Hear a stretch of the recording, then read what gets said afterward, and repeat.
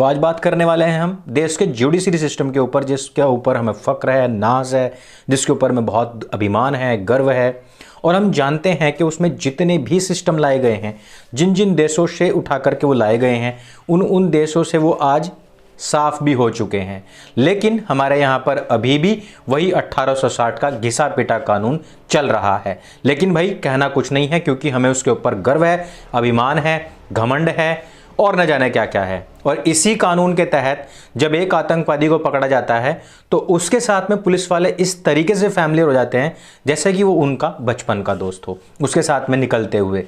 जब किसी ऐसे व्यक्ति के साथ उनका सामना होता है जिसने कि फुटपाथ पर पड़े हुए लोगों को कुचल दिया हो, उसके बाद में उसके साथ में लोग सेल्फी लेते हों, लेकिन कुछ लोगों की पोल खोलने वाला, सच्चाई का साथ देने वाला और अपने प्लेटफॉर्म से सच्चाई का मार्ग प्रशस्त करने वाला, झूठ का पर्दा उठाने वाला व्यक्ति जो है, उसको उठा करके जेल में भर दिया जाता है। और उठाया भी जाता है, डाला भी ऐसी जेल में जाता है जहां पर आतंकवादियों के जो गुर्गे हैं वो वहां पर फल फूल रहे हों। अब आप क्या कहेंगे इस पूरे के पूरे जुडिशरी सिस्टम के बारे में? लेकिन तौबा तौबा, इसके बारे में गलत आपने ना तो सोचना है ना बोलना है, क्योंकि बदनाम तो केवल मनुस्मृति है। मनुस्मृति के विषय में कहा जाता है कि अगर कोई मनुस्मृति के खिलाफ बोलेगा ना तो उसको तो कोल्हू के अंदर पिटवा दिया जाएगा, वैसा मनुस्मृति में लिखा हुआ है। लेकिन उसी मनुस्मृति के पेजेस जलाने वाले व्यक्ति खुद एक ऐसी किताब लिखते हैं जिसके बारे में यदि आपने कुछ बोला तो वो अवमानना हो जाएगा। यानी कि डबल स्टैंडर्ड की यहां पर कोई लिमिट नहीं है। आप एक व्यक्ति जब उसी किताब को लिख करके वही नियम उसमें डालता है तब कोई प्रॉब्लम नहीं होती है। लेकिन जब पहला विधान जिसके ऊपर आज तक के 100 से अधिक देशों के अंदर विधान लिए गए हों, डायरेक्टली कह करके कि हमने इससे लिया है, और इनडायरेक्टली तो सभी के पास वही विधान है, मनु महाराज के अलावा और किसने क्या विधान दिया होगा। लेकिन आज गड़बड़ ये है, प्रॉब्लम ये है कि मौलाना साद नहीं पकड़ा जाता, लेकिन हिंदुओं के धर्म गुरुओं को पकड़ पकड़ करके अंदर डाला जाता है। और यही नहीं, दिल्ली हाई कोर्ट ने आज क्या कहा है, उन्होंने कहा है कि कराची वुड के ऊपर आप बिल्कुल भी कोई टिप्पणी नहीं करेंगे। कोई भी न्यूज चैनल होगा, चाहे वो इंडिया टुडे हो, चाहे वो रिपब्लिक टीवी हो, कोई भी कराची वुड के बारे में और उसके जितने भी दल्ले हैं, नचार हैं, उनके बारे में कोई भी कुछ भी नहीं बोलेगा। चाहे वो ड्रग्स लें, ड्रग्स के लिए प्रेरित करें, चाहे वो अर्धनग्न होकर के लड़कियों को उसमें करके पोल डांस करवाएं, चाहे वो 13+ लिख करके एक फिल्म के ऊपर जो लिखा जाता है ना 13+, ये 13+ लोगों के लिए है, उससे नीचे नहीं देख सकते हैं, लेकिन 18+ के कंटेंट उसमें डाल दे, कोई प्रॉब्लम नहीं है। आप फिल्म के हर सीन के अंदर शराब लेकर के आइए, उसमें नशेबाजी लेकर के आइए, हीरो को दिखाइए आप शराब पीते हुए, हीरो ने शराब पीने के बाद ही गुंडों को पीटा, कोई दिक्कत नहीं है, लेकिन आप उस पर बोल नहीं सकते हैं। उसके विपरीत एक सामान्य नागरिक जो है, सामान्य नागरिक कर ही कुछ नहीं सकता है। सामान्य नागरिक को यह नहीं पता है कि क्या करने पर उसको कौन सा जुर्म उसके ऊपर लग सकता है, कौन सी धारा उसके ऊपर लग सकती है, पढ़ाया नहीं जाता है। लेकिन जब अगर गलती से वो इस तरीके का कोई काम कर दे तो उस पर तुरंत धारा लग जाएगी। जैसे कि एक उदाहरण से समझाता हूं, बच्चा है और वो चला जा रहा है, उसको पता लगा है, सामान्य बात है, कोई उसके साथ में दोस्त है, उसके साथ में उसका झगड़ा हो गया है और झगड़े में उसने उसको कुछ कह दिया।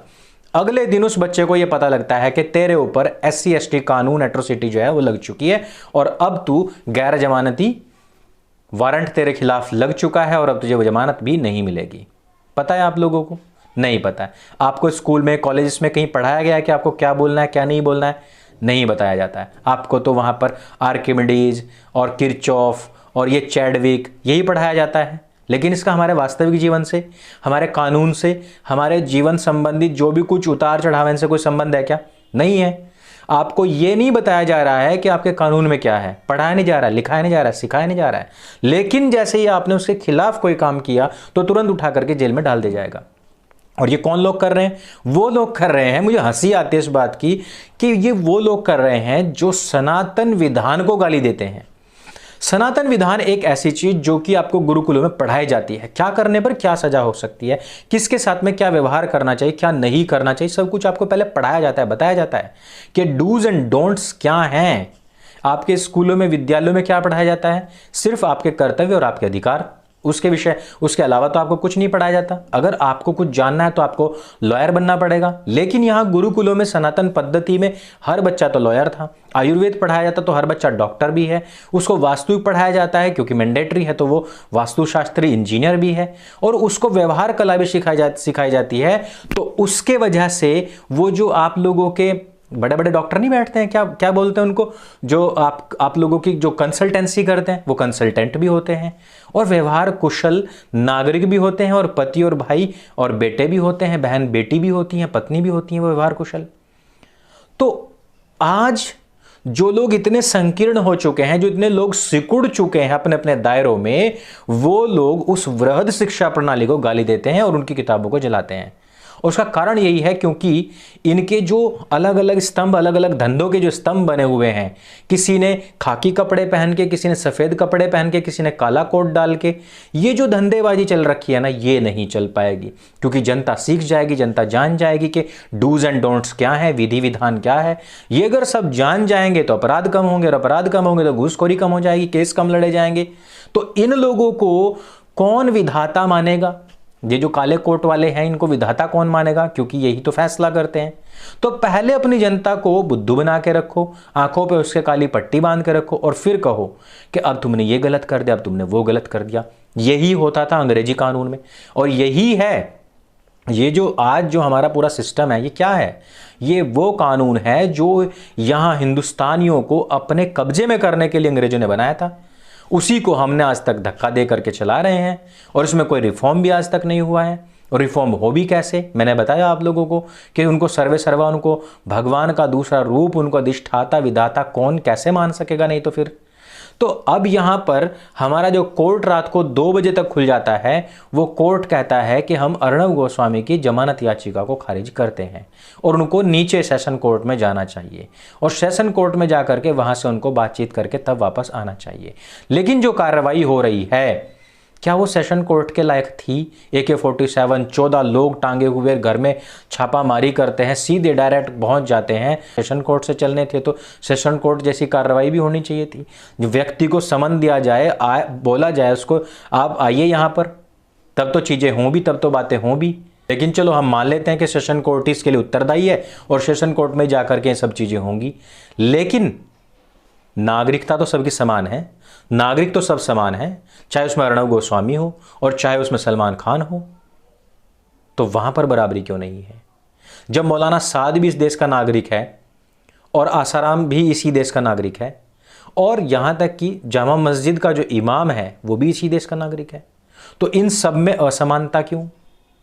तो अगर हम कानून की बात करें, कानून से जरा पूछा जाए कि भैया ये जो दूसरे नागरिक हैं, जिन लोगों के ऊपर इतने सारे केसेस चल रहे हैं और गैर जमानती वारंट उनके खिलाफ हैं, उनका क्या हो रहा है, और नहीं हो रहा है तो कब होगा, और कौन सा कोर्ट करेगा?